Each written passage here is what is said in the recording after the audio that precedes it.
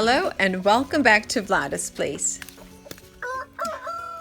I'm very passionate about helping reconnect American families and communities, as well as helping reintroduce old world living and cooking skills to modern families.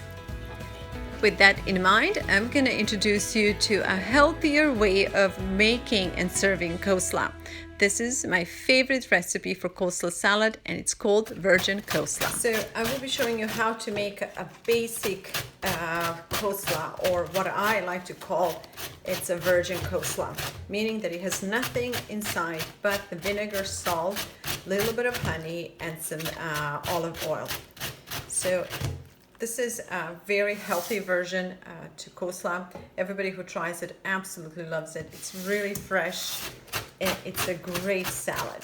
So basically we are starting with one head of fresh cabbage. And I'm hosting 6 tonight. This might be a little bit extra, more than what you would need for 6 people.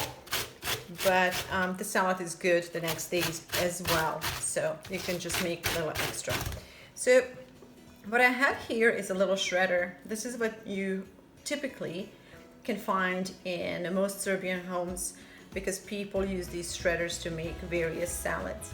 So you can get a shredder, similar shredder online, or if you're very patient and skillful with knife, you can just use the knife and shred your cabbage very nice and thin. When I was a kid, my dad would pride himself in his ability to shred this cabbage almost like hair thin. It was like an angel hair thin pieces. And to him, it was really important that this salad was made with cabbage that was very, very thinly sliced. So I generally never measure ingredients for this particular coleslaw, but I'm going to do my best to give you an idea approximately of what needs to go in. So we have one head of cabbage shredded, and let's go with half a teaspoon of salt. Actually a little bit more. And again, I don't normally do this salad by measurements, but we'll try our best. Okay, half a teaspoon of black pepper. And once you get the salt and pepper inside, you want to just fold the salt all over the cabbage, just so you get the flavor everywhere. And once you're done with mixing salt and pepper on cabbage, you want to try it and just make sure that it's salty enough. And then we're going to go with vinegar. So let's go with approximately a 1/4 cup. Okay, I think it will call a little bit more. All right. And then we're going to mix it again. But this time, before mixing it in, I'm going to add just a little bit of honey. Let's see.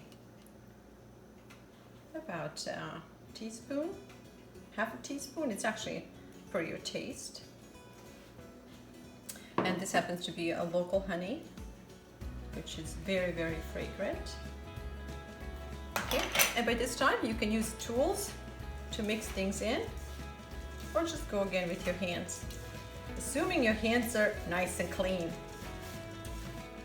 Okay, and so we have salt, pepper, vinegar, and honey. The last ingredient is olive oil. So the reason we have done this is to season cabbage really good. We salted it, we put the vinegar on it, and now we're going to put the oil last, because we want oil to kind of coat over the cabbage. Add some olive oil, and again we have a 1/4 cup here, but I feel we're going to need a little bit more than a 1/4 cup. But again, I'm just trying to come up with the measurements for you. That's a 1/4 and almost like 2/4 cups, which is basically a half cup of olive oil. Wipe the dish, and then we are going to fold the olive oil around the cabbage. Okay, once you're done with mixing it, just try it and see how you like it. For my taste, I mean, this is very good. It's mild, and if you have not had a coleslaw like this before, it would be very good. For my flavor, I like a little bit more vinegar. I like my salads just a little bit more sour. So after you combine all the ingredients, you can just go back and add per your taste. And basically, this is it. This coleslaw is so refreshing and it's so good for you, and it's much better than a standard or traditional coleslaw that contains mayonnaise. Right on. I will be serving this delicious coleslaw as a side dish to a freshly made chicken schnitzel.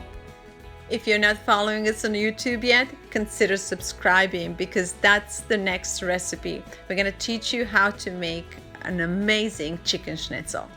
If you like this video, please give us thumbs up.